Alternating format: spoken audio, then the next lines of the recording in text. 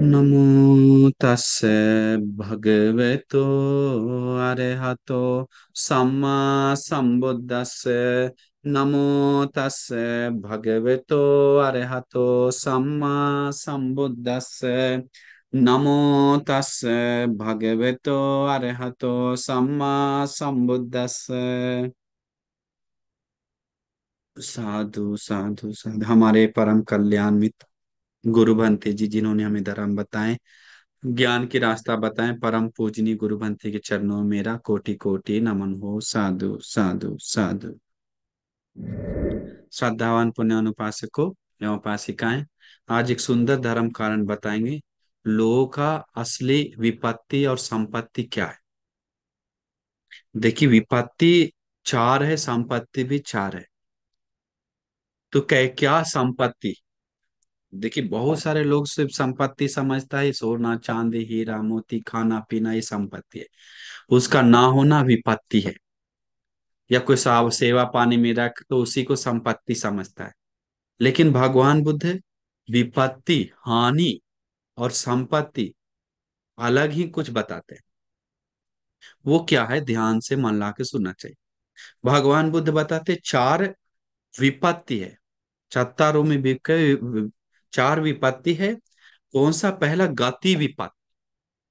पहला क्या है? गति विपत्ति। दूसरा है उपधि विपत्ति। तीसरा है काल विपत्ति। चौथा है पयोग विपत्ति। तो गति विपत्ति क्या है? गति विपत्ति में आता है, देखिए, गति मतलब वो कर्म के आधार पे जन्म लेकर वो वो गति मिला, उसके कारण उसको विपत्ति हो रहा है, हानि हो रहा है, प्रॉब्लम हो रहा है। जैसे में जो कोई कर्म कर लिया, वो उसको गति विपत्ति में तो दुगति गया, प्रेत लोक में गया, नरक में गया, और तिरच्छान योनि में गया, अमनुष्य और असुर योनि में, आदि योनि में जाकर वो गति विपत्ति, उसको हानि हुआ गति का, जिसके कारण दुख होगा। इसके बाद देखेंगे तो मैं मतलब गति विपत्ति का लक्षण क्या है? वो कुशल विपाक नहीं मिलता है वहां पर। चाहे आप लाखों कुशल कर लिए, लेकिन उस विपत्ति में गिर गए तो आपको वो कुशल सुख नहीं देगा। वो आपको मदद नहीं करेगा, कल्याण नहीं करेगा। जैसे जानवर योनि में आप महापुण्य किए, लेकिन एक सामान्य विपाक देगा। नरक योनि में एकदम विपाक नहीं देगा। तो और प्रेत योनि विपाक देने के ना के बराबर थोड़ा विपाक देता है, सुख विपाक, पुण्य का विपाक। दुख ही दुख है, उसको बदल भी नहीं सकता है चाह कर अपना हाथ से। हाँ, तो गति विपत्ति, पुण्य विपाक देता ही नहीं अच्छी तरह से, पाप का जितना इकट्ठा होकर लाइन ला के विपाक देता है, उसको होता है गति विपत्ति। दूसरा उपधि विपत्ति। उपधि विपत्ति मतलब वो उसको मिला हुआ, मनुष्य जन्म मिला लेकिन अंधा है, लंगड़ा है, लूला है, बहरा है, काना है, या और कुछ बीमार है पूरी तरह से जन्म के साथ। तो उसको बोलते हैं उपदी विपत्ति।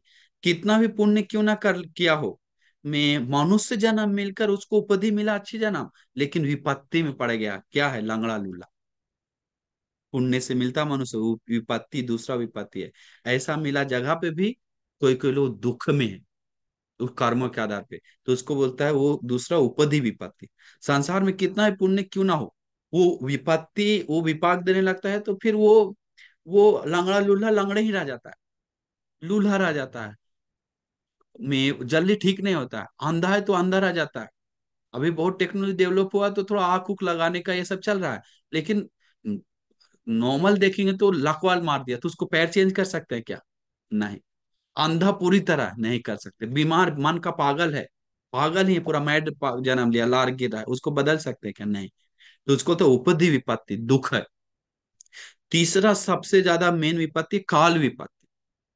काल विपत्ति मतलब जैसे में हम लोग को और विपत्ति आता है, काल विपत्ति मतलब जैसे दुर्भिक्ष आ गया, वो काल विपत्ति है। या अधार्मिक राजा आ गया, वो काल विपत्ति है। अभी पॉलिटिक्स पूरा अधार्मिक चल रहा है, काल विपत्ति, जिसके कारण लोग दुख भोगता है। हाँ, कभी कभी पुण्य है, लेकिन वो पुण्य विपाक नहीं दे पाता है, क्योंकि विपत्ति हम लोग काल विपत्ति गलत काल में है। हाँ, जैसे में और देखेंगे तो उम्र कम हो रहा है लोगों को, दिन प्रतिदिन 10 उम्र आ गया। 20 20 साल है लोगों को, 10 साल में जीता है, 20 साल में मरता है, 5 साल में जीता है, 10 साल में मरता है। लास्ट समय चल रहा है, उस समय काल विपत्ति ज्यादा है, अभी से ज्यादा। क्योंकि उस समय लोगों को, दिन प्रतिदिन लोगों को ऐसा ना सोचे कि राग द्वेष मोह घटेगा। राग द्वेष मोह घमंड ईर्ष्या नफरत अकुशल बढ़ते ही रहेगा। मजाक बढ़ते रहेगा, फालतू बढ़ते रहेगा। धर्म में जाएंगे तो पीड़ा ज्यादा है, अधर्म करेंगे तो मन लगेगा ज्यादा। काल विपत्ति, सही चीज में मन नहीं लगता है क्योंकि काल है। सही चीज को करने जाएंगे तो प्रॉब्लम। काल विपत्ति, काल विपत्ति में क्या है, पतन युग में उस समय ज्यादा अकुशल विपाक ही देता है। जैसे आप कुशल कर रहे हैं, पुण्य कर रहे हैं दिल से, लेकिन वो विपाक काल विपत्ति में हम लोग आ गए। राजा धार्मिक है, दुर्भिक्ष का काल है, या और कुछ है, तो उसको कर्म पाप कर्म जो है वो विपाक देता है, उसी समय देने लग जाता है समय के साथ। जिसको होता है काल विपत्ति में गिरा हुआ लोग।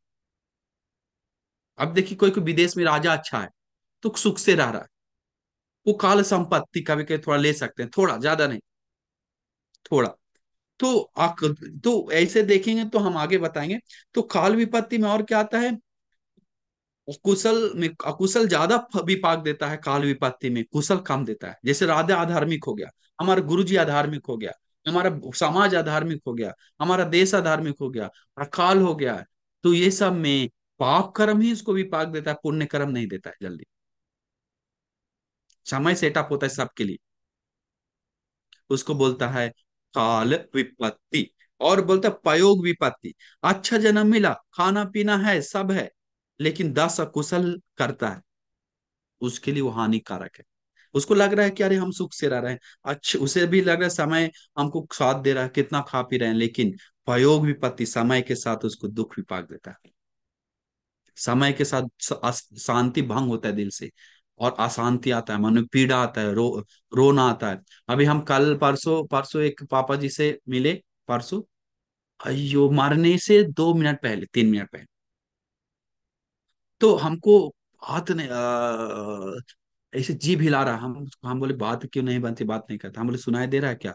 सुनाई भी नहीं दे रहा, बहुत बूढ़ा। हम बोले सुनाई तो दे रहा है, जीभ हिला रहा है इसलिए सुनाई दे रहा है, पूरा हाथ पैर नहीं हिला रहा। हम उनको बोले सुगति में जाओ, इधर बंधन मत हो जाओ, इधर कुछ नहीं रखा है मनुष्य जीवन में।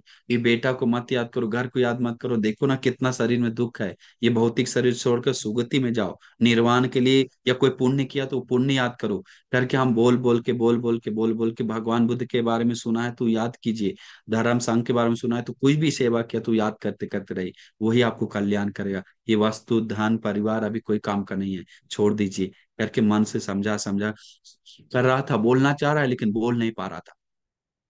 उसको बोलता है मैं, देखिए वो विपत्ति जैसे में, तो इसीलिए हम लोग उसे भी समय के साथ उसको कोई कर्म किया तो अनिवार्य प्रयोग विपत्ति दे। अब संपत्ति का ना साधारण के रूप में बात करेंगे, देखिए एक गति संपत्ति होता है। गति संपत्ति मतलब दिव्य लोक में उसको गति संपत्ति, मनुष्य लोक में अच्छा से खा पी रहा है, ब्रह्म लोक में उसको बोलता है गति संपत्ति, जो गति मिला वो अच्छा मिला है। उपदि संपत्ति मतलब वो गति के कारण उपदि जो मिला है, उपदि जो जगह पे है, जो जगह पे है वो अच्छा जगह, हाथ पैर है सब, उसको अच्छा से कान सुनाई देता है, अच्छा से दिमाग काम करता है, अच्छा से बोल पाता है, अच्छा से चल पाता है, चेहरा सुंदर है, प्रसन्न चेहरा है, काम करने में एक्टिव है, सब चीज है, उसको बोलता है उपदि संपत्ति। उपदि संपत्ति उसको मिला है।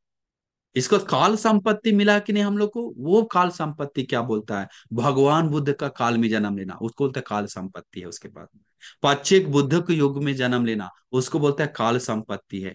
या अरहंत लोग भरा पड़ा है उस युग में, चक्रवर्ती राजा के युग में जन्म लेना भाग्यशाली समय है, पुण्यवान उम्र ज्यादा है उस समय, गुणवान समय है, उस समय को बोलता है काल संपत्ति। उस समय जितना भी संसार का पाप है दब जाता है, कुशल विपाक देना शुरू हो जाता है, अकुशल देता नहीं। अब देखिए काल विपत्ति काल संपत्ति, प्रयोग संपत्ति देखेंगे तो कितना भी पुण्य कम क्यों ना हो, वो प्रयोग विपाक समय में जन्म लिया मतलब वो रो रो कर क्यों ना हो पुण्य करता है, पुण्य में पीछे नहीं हटता है, रो रो कर क्यों ना हो, क्योंकि उसको संपत्ति मिला है, क्या धर्म आदि, तो रो रो के कर पाता है।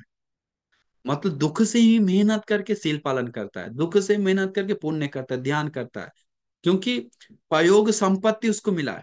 पुण्य कम है, लेकिन एक कीमती वस्तु मिला उसको, धर्म, जिसके कारण उसको चल पाता है, तो धर्म उसको संपत्ति के रूप में काम करता है।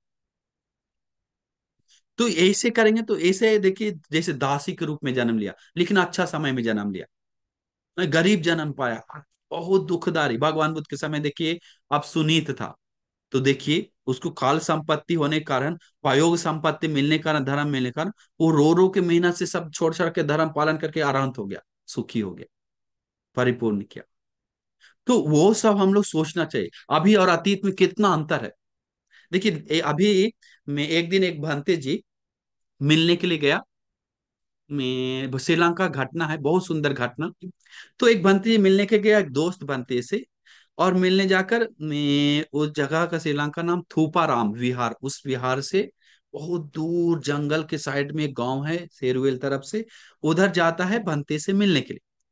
ध्यान से सुनिए, आज का स्वभाव और उस समय का स्वभाव का, भिक्षु का, यह 1000 साल पहले का बात बता रहा है।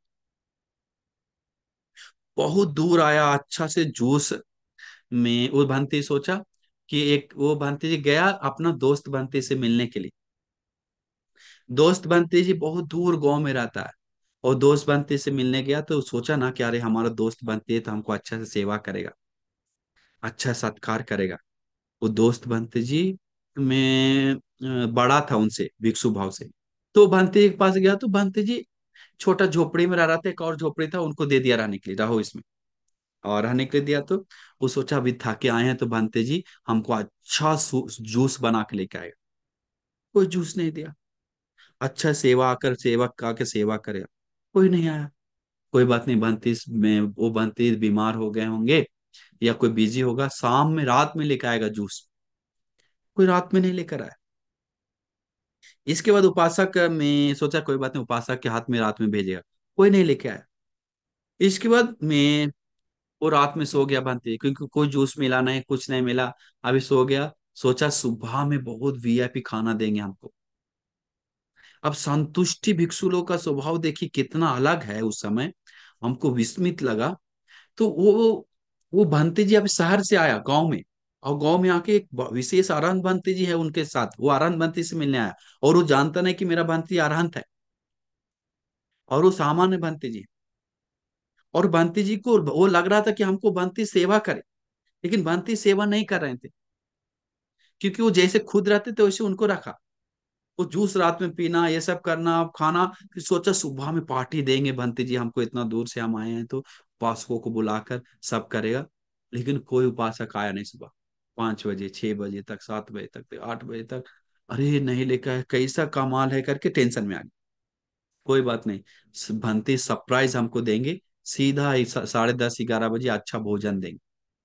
9 बजा, तो भंते जी के पास गया तो बोला भंते जी अ, भोजन के लिए चलते हैं। आनंद बनती बोलते हैं दोस्त बनती को, दोस्त बनती चलो भोजन के लिए चलते हैं।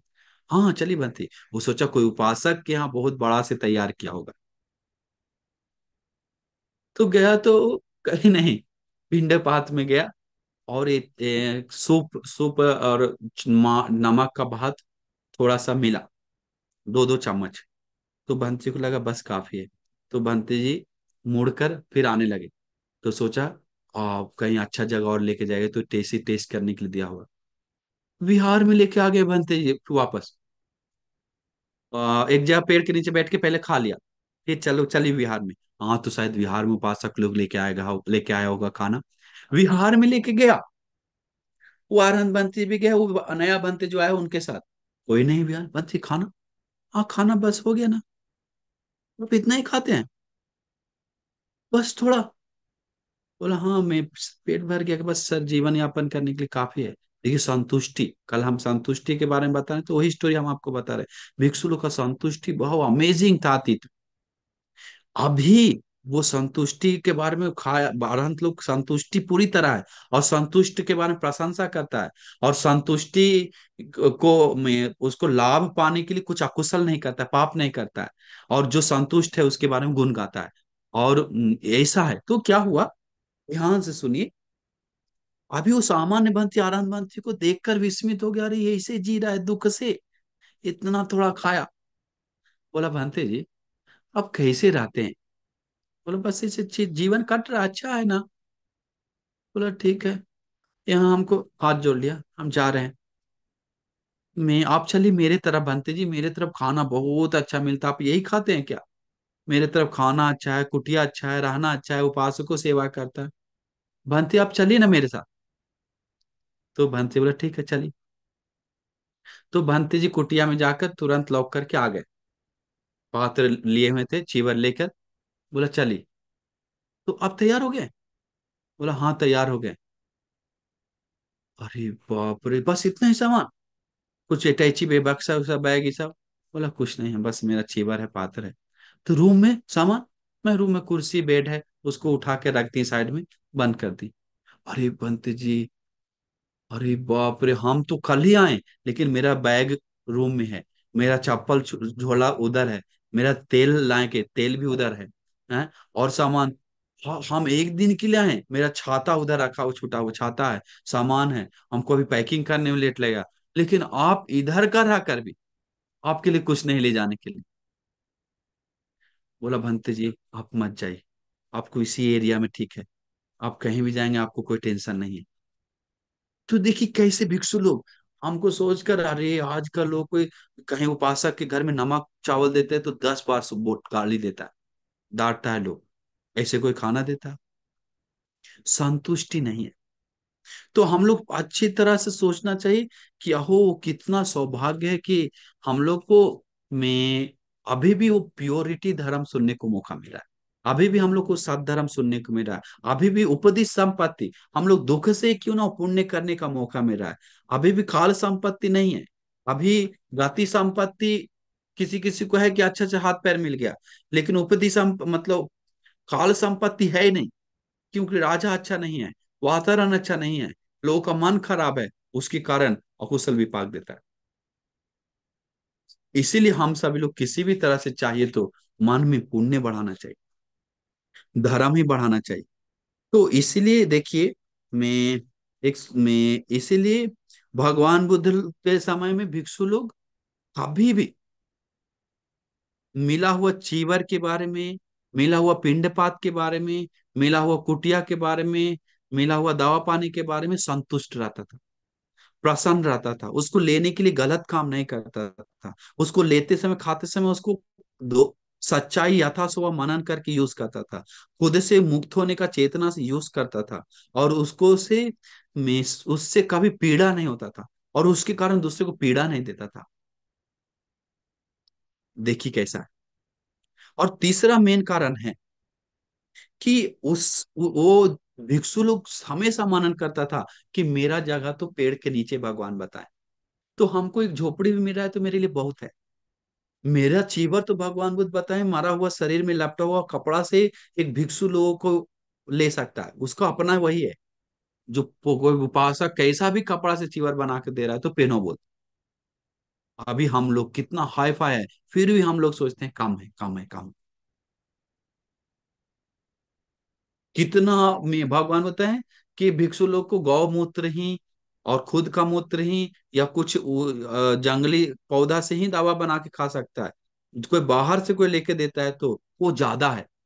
तो उस चीज से कोई संतुष्ट नहीं होता है तो बाहर से हमको ये डॉक्टर नहीं दिखा है, बड़ा डॉक्टर दिखा, वो सब बहुत ज्यादा बोलता है तो निंदा करता है, तो उस चीज के बारे में प्रॉब्लम। उपासकों के नहीं, भिक्षु लोग के बारे में।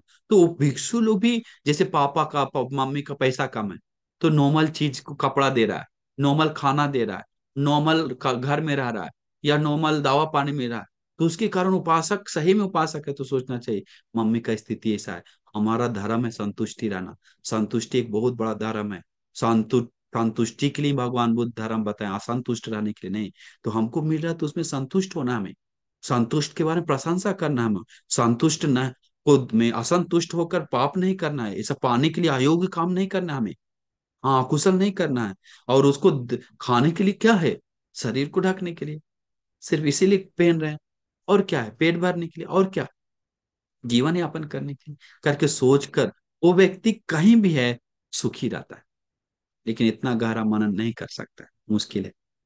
तो इसीलिए आप लोग पूरा मन से खुशी होना चाहिए, क्योंकि आजकल कितना दुनिया खराब हो गया है, वो कितना काल विपत्ति आ गया। एक लड़की को अभी करंट लग गया, करंट से हाथ गल के गिर गया इतना, और शादी हुआ 1 साल है, और वो उसका पति लात मार के बाहर भगा दिया, रो रहा है, और उसको नंबर ब्लॉक कर दिया। पुलिस स्टेशन गया तो पुलिस स्टेशन में बताया कि तुम लोग यही सब मैटर लेके आता है, हमारे पास वो सब नहीं कोई काम है, करके भगा दिया। गरीब लड़की थी, और बेचारा रो रही घर में बैठकर, अभी शादी भी कोई नहीं करेगा, शादी का 1 साल भी नहीं हुआ, निकाल के भगा दिया।